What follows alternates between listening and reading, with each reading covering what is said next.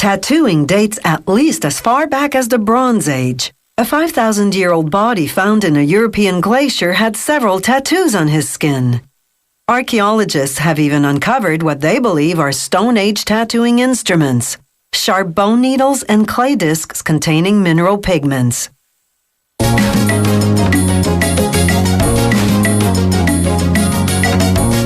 Walk into a tattoo parlor and the vast selection of elaborate designs will astound you. Once you make your choice, the tattoo artist traces the image.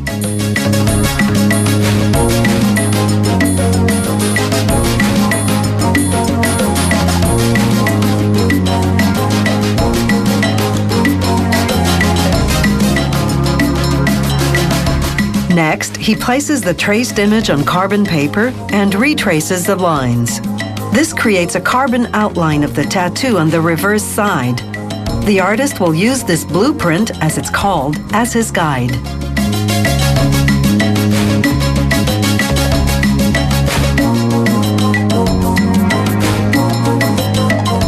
He cleans the customer's skin, then firmly presses on the blueprint. The carbon image transfers easily because the skin is damp.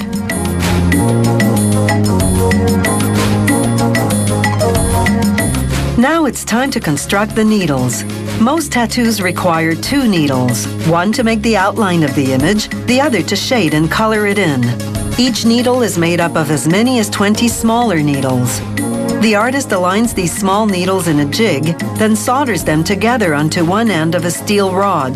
There's an eye on the other end. The number of small needles in a needle depends on the tattoo design, how thick its lines are, how big its colored areas are. The finished needles go into an autoclave to be sterilized.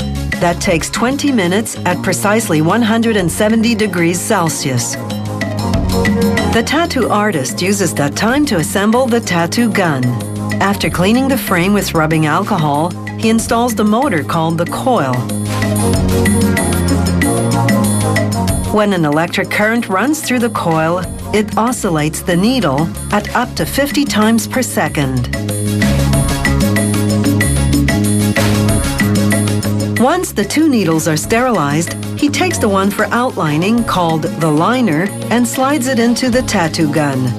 He hooks the eye on the other end onto the spring.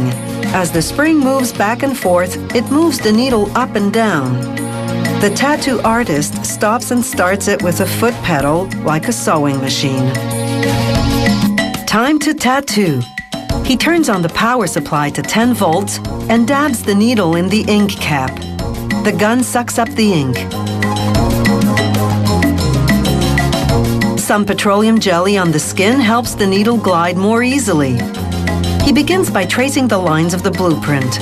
The needle punctures the skin at a rate of up to 3,000 times per minute, injecting microparticles of ink which intermingle with the cells of the dermis, the skin's second layer.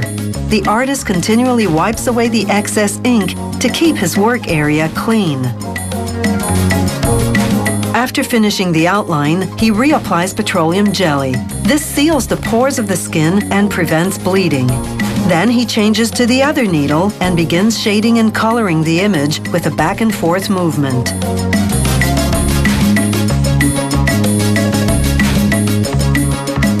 He applies one color at a time, overlapping them to ensure thorough and even coverage. The needle can penetrate from 1 to 4 millimeters, and a good tattoo artist knows just how deep to go to create the different parts of the image. For example, he has to inject the outline the deepest, but going too deep can tear the skin and cause excessive pain and bleeding. But not going deep enough misses the dermis and leaves marks after healing.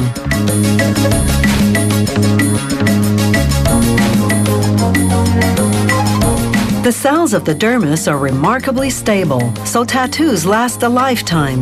This tattoo has taken approximately 45 minutes to do from start to finish. The area will dry and scab over. Then, the scab will fall off, and this body art will be ready for exhibition.